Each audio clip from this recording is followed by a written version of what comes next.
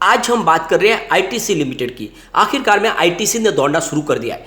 और एक बात का और ध्यान रखें कि जो स्टॉक पिछली तेजी में नहीं दौड़े थे अब वो दौड़ना शुरू हो चुके हैं।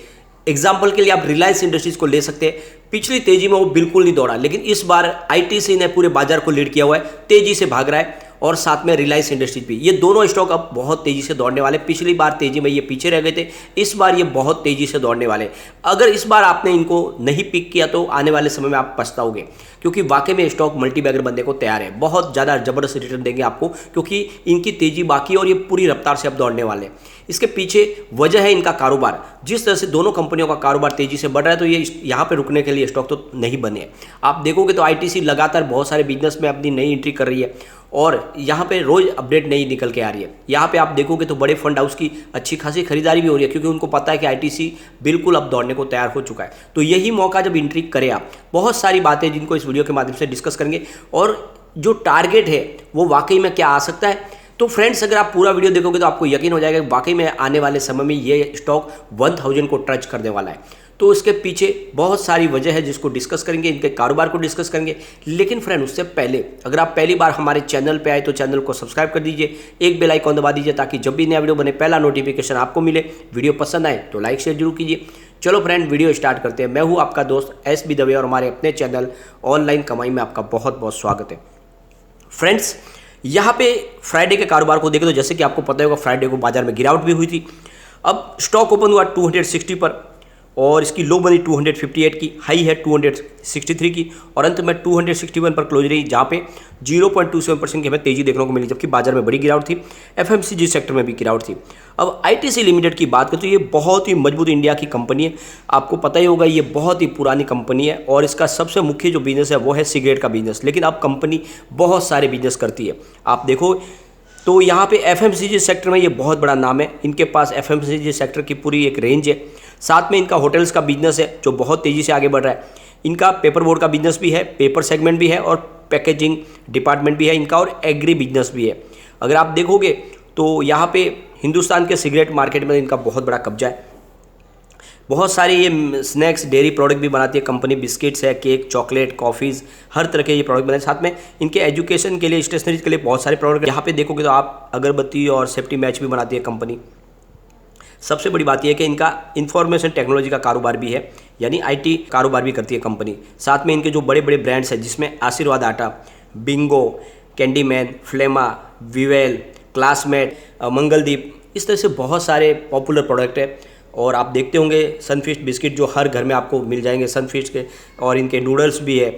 जो बहुत सारे ऐसे प्रोडक्ट हैं जो आपको हर घर में दिखाई देंगे। और कंपनी अपने कारोबार को तेज़ी से आगे बढ़ा रही है। डेयरी प्रोडक्ट में भी कंपनी का बहुत बड़ा हाथ है। आप देखोगे तो वेस्ट बंगाल और साथ में बिहार में इनका हर तरह के डेयरी प्रोडक्ट का कामकाज, और उनका वहाँ पे बहुत बड़ा नाम है। तो यहाँ पे आप देखोगे तो लगातार इनका कारोबार बढ़ रहा है और इसी वजह से ये स्टॉक अब दौड़ने को तैयार हो चुका है। इसकी परफॉर्मेंस अगर हम देखें तो पिछले 5 साल से इसने निगेटिव रिटर्न ही दिया है, क्योंकि इसकी पिछले 5 साल पहले इसकी हाई थी 337 की 14 जुलाई 2017 को।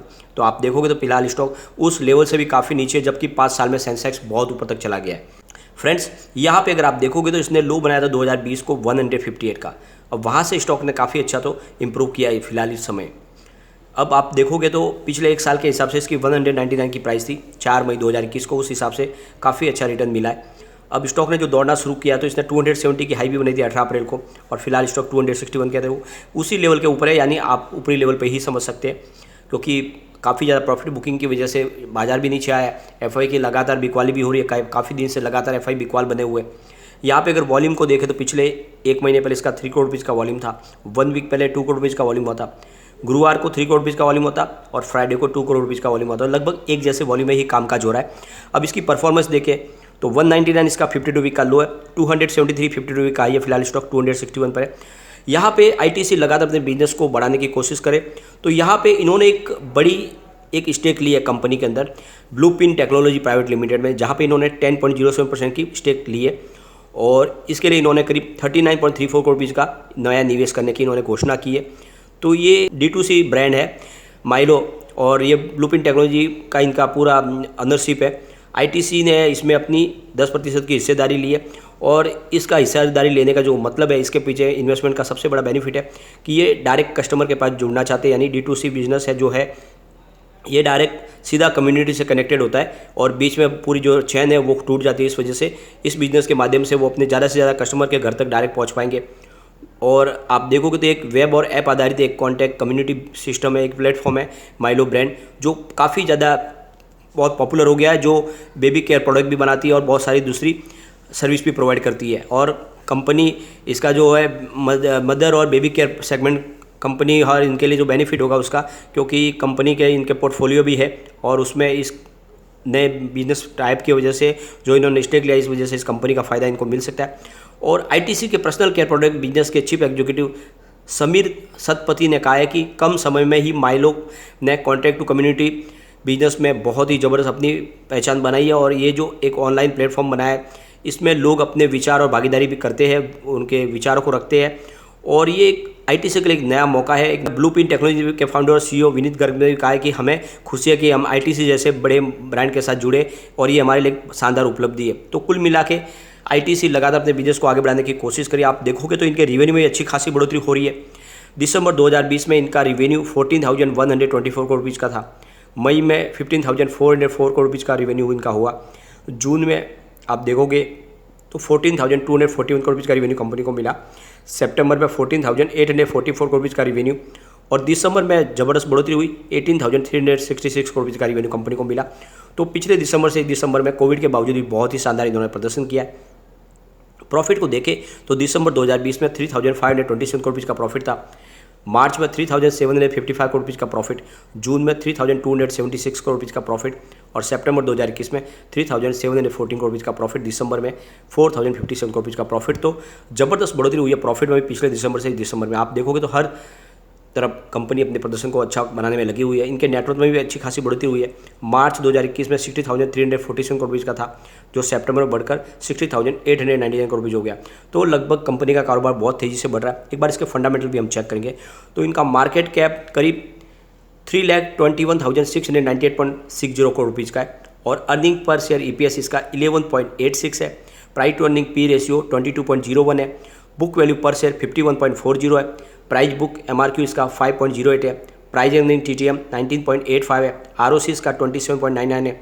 पीएटी मार्जिन 26.86 है और डिविडेंड देती है कंपनी 4.12% का, फेस वैल्यू 1 रुपीज़ है। तो आप फंडामेंटल देखिए, आपको यकीन हो गया होगा कि वाकई में स्टॉक बहुत नीचे मिल रहा है। एक तरह से अंडर वैल्यू स्टॉक है जिसमें आपको दाव लगा देना चाहिए। यहाँ पे अगर आप देखोगे तो एफआई ने भी अपनी होल्डिंग को बढ़ाया है।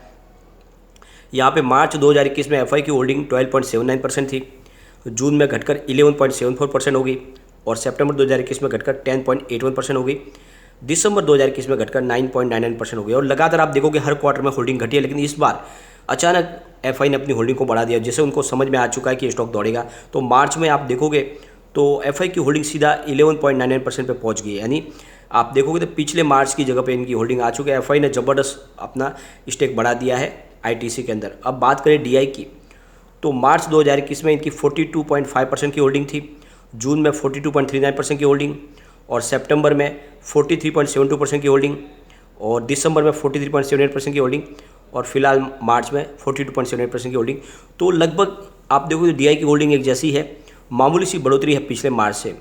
अब यहाँ पे जनरल पब्लिक की होल्डिंग हम देखें तो मार्च में 44.7% की होल्डिंग थी, जून 2021 में 45.86% की होल्डिंग और सितंबर में 45.47% की होल्डिंग, दिसंबर 2021 में 46.22% की होल्डिंग और मार्च 2022 में 45.24% की होल्डिंग। तो लगभग आप देखोगे तो होल्डिंग वही है, यहाँ पे अप डाउन ज़्यादा देखने को नहीं मिला है। अब कम्युनिटी सेंटीमेंट की बात करें तो स्टॉक के साथ बना हुआ है। 85% बाई की कॉल है, 15% सेल की कॉल है, मतलब 100 में से 85% लोग इसको लेना पसंद करें। अब यहाँ पे एक बार इसके पिवट लेवल को चेक कर लेते हैं। तो अगर स्टॉक में गिरावट होती है तो 264 का फर्स्ट सपोर्ट है, ये सपोर्ट टूटा तो फिर 258 तक स्टॉक जा सकता है। तीसरा सपोर्ट 254 का है। ऊपर की तरफ मूव करने पे 274 का फर्स्ट रेजिस्टेंस है, इसको ब्रेक किया तो फिर 278 की प्राइस देखने को मिलेगी और यहाँ तक स्टॉक पहुँच गया तो फिर 284 तक भी जा सकता है। तो बिल्कुल तेज़ी बनी तो ये 300 के ऊपर जाने को तैयार है और ये स्टॉक बिल्कुल जाएगा आगे। जैसे कि आप देखोगे एग्जाम्पल के लिए तो रुचि सोया का कारोबार सिर्फ एफएमसीजी सेक्टर से संबंधित कंपनी है और उसके शेयर की प्राइस आप देखो तो लगभग 1000 के आसपास है और एक समय 1300 तक जाके आ चुका है। तो अगर ये सिर्फ एफएमसीजी कारोबार करने वाली कंपनी की प्राइस अगर 1000 के ऊपर जा सकती है, जिसका मार्केट कैप भी बहुत कम है आईटीसी से, तो आईटीसी का इतना बड़ा कारोबार है यह स्टॉक 1000 को क्यों नहीं टच करेगा? तो बिल्कुल करेगा, और इसका 5 ईयर का हमारा टारगेट 1000 का है, लेकिन मुझे लगता है ये टारगेट इससे पहले भी अचीव कर सकता है। आने वाले समय आपको ये बहुत ही शानदार रिटर्न देगा, और स्टॉक अब दौड़ना शुरू हो चुका है तो यहाँ पे रुकेगा नहीं। लेकिन फ्रेंड, कोई भी इन्वेस्टमेंट करने से पहले अपने फाइनेंशियल एडवाइजर से एडवाइस ले ले, या अपना खुद का रिसर्च करें, क्योंकि मैंने वीडियो आपके एजुकेशनल पर्पज के लिए ही बनाया। वीडियो पसंद आए तो लाइक शेयर जरूर कीजिए और चैनल को सब्सक्राइब कर दीजिए। Thank you friend.